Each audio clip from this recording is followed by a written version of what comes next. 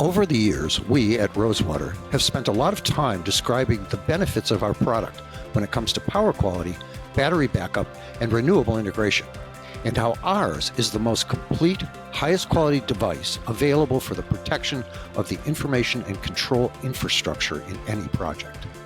Today, we are going to highlight the brains of our device, the Cortex controller. Not only does the Cortex control the critical components of the RoseWater hub and issue alerts if something is out of spec, it also monitors the power quality from the utility and any other device, be it a renewable or a generator connected to it. We are here at the ADG showroom in Scottsdale, Arizona, where there is a RoseWater hub powering this beautiful showroom. Hello, I'm Joe Piccirilli with RoseWater Energy, and I'm at ADG in Scottsdale, Arizona. And with me is Chris Matthews, a principal at ADG. Chris, thank you for letting us invade your showroom. By the way, it looks great. I was wandering around before we started shooting, and I loved what I saw. Well, we are fortunate to have you here, Joe, along with RoseWater. And, we spent a lot of time and a lot of forethought in designing this space. And at Acoustic Designs Group, we love showcasing premier products, RoseWater being right at the top of that list. Well, thank you. And I'm going to mention, because it's my company and I'm not objective, that RoseWater powers every critical load in this store. And we are very, very happy to be part of the demo and part of the display equipment in this wonderful showroom. Chris, I'd like to take a few moments today and talk through a feature of the RoseWater that is rarely discussed. And that is our controller, which provides a tremendous amount of information, both on what's happening at the utility level and what's happening within the showroom. So what I'd like to do is, obviously I have logged in. We're looking at, up there, we're looking at the dashboard for the RoseWater device that is here in the showroom. Mm-hmm. So, and if you look at this dashboard here in the upper right, you'll see the big OK. And the OK indicates that everything is functioning properly. There are no alarms. Everything is within spec, which is great. If there was an alarm, that would be red. Now, as you move along to the center, here you can see it has something called phase input and output loading. And that just really tells you how much demand you are putting on this device. Mm-hmm. So in this case, we're looking at, about 50%. So it's at half capacity. Well, and I'm glad you pointed out, because the cool thing about that is we have our entire AV rack, right? 2 racks, theater, we have sound rooms, we have our entire Lutron lighting system on this, and we're at 50%. That's great. Right? That's really great. So, and then if you move over to the far right hand, you'll see something called estimated battery runtime. And that only comes on when there's a power outage. And what would happen with that is once power outage occurs and the battery runtime gets to 12 hours, it will come on and tell you that you have 12 hours of runtime left. And then it will click down and give you an alert every hour on the hour. And at about 2 hours, the alerts get a little more assertive and they start to say, okay, you should start to power down because you don't want to run the batteries to zero.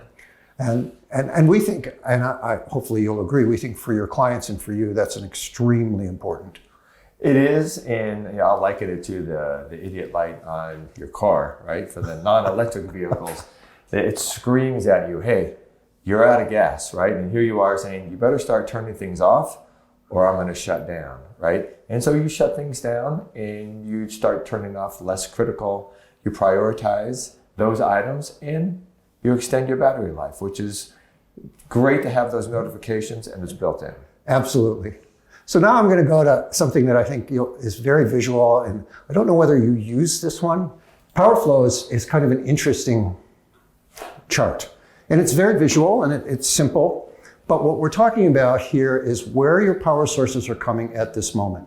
In this case, you're feeding AC is on, so the grid is on. And I know soon you will have solar, and once you have your solar hooked up, you'll have solar on, and it will tell you how much solar, how much you're getting off the grid. If the power was down, it would tell you what your draw is in the battery and what is being fed to the loads in a very visual and easy to understand format. And I find this to be, particularly for consumers, to be extremely enlightening, and it makes them feel like, wow, look, this is really working. Because, one of the things that I find interesting is a RoseWater device, when it's functioning properly, no one knows it's there. You forget. You forget. And this is a way to let people know that, yes, you have this device and it's functioning. Well, and as you point out, right, you have that AC source, then you have your redundancy, right? You see your batteries are green there at 100%. And when we do get our solar connected, right, the PV charger, yep. Right? So really we'll have 3 different, if you will, power sources, all available to us. And once again, the beauty of it is, as we've experienced for the last 2.5 years, when there's a power outage, we don't know about it, right? Our lights stay on, our music continues to play, and our network stays up, right? What more could you ask for? It's a perfect thing. I mean, we've had clients tell us in the past that, they've never noticed it, and they were on batteries, and all of a sudden they go, well, there's a power outage, and I didn't know. And I'm going, well, and that's indeed why you own a RoseWater. So now I'm going to go to one of your favorites. I'm going to go to the performance log. And here we have in real time what the power in this store looks like, both second to second, then minute to minute. And then as we see the bottom 2 charts, we have it measured every hour, and then we plot it for 30 days. And as you can see, what's coming, we can almost tell what time of day it is. Correct. By what your voltage looks like. And I know you were telling me that because you put it up on your big screens here in the store, clients don't realize what power situation is in this area and, of course, through most of the country. Well, I love your story when you talk about when you moved into Florida back in the 70s, and there was 7 million people in the state. Right. No additional power plants, and now you're at 21 million people Exactly. in the state. Same power grid, the demand has tripled, right? And it's really not tripled in the amount of people, it's more than tripled because those beach cottages that used to be at West Palm are now 25, 35, 45,000 square feet, multiple buildings, and the power draw is huge. Similarly here, Palo Verde, our nuclear plant, I believe was built in the 80s. It's the last power plant that was built here. We have hundreds of thousands of people coming here every single year. The demand on our power grid with no new power plants being built is just like Florida. And you can see, on these, this is why I like to show these graphs, is because people don't understand, like, oh yeah, I flip my light switch on and it turns on, and I start my vacuum cleaner and it turns on. But the grid and what it's actually doing inside of your home, and to show them you're not getting 120 to your appliance or to whatever device you're turning on. You're getting somewhere between, in the case of this lower graph, 118 and 124 and a half.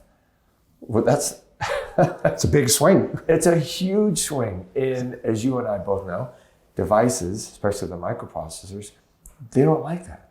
They don't like to be, here I'm getting underpowered, and here I'm getting overpowered, and it's constant. You can see unless you're crossing that magic 120, you're never getting 120. Right. So for a brief minute, you are, and the 23 hours and 59 minutes left in the day, you're getting the wrong voltage. Exactly. And this is a great visual presentation. I mean, and I know, today we haven't had any power outages, but if you go to, let's look at the data, let's look at the power outage.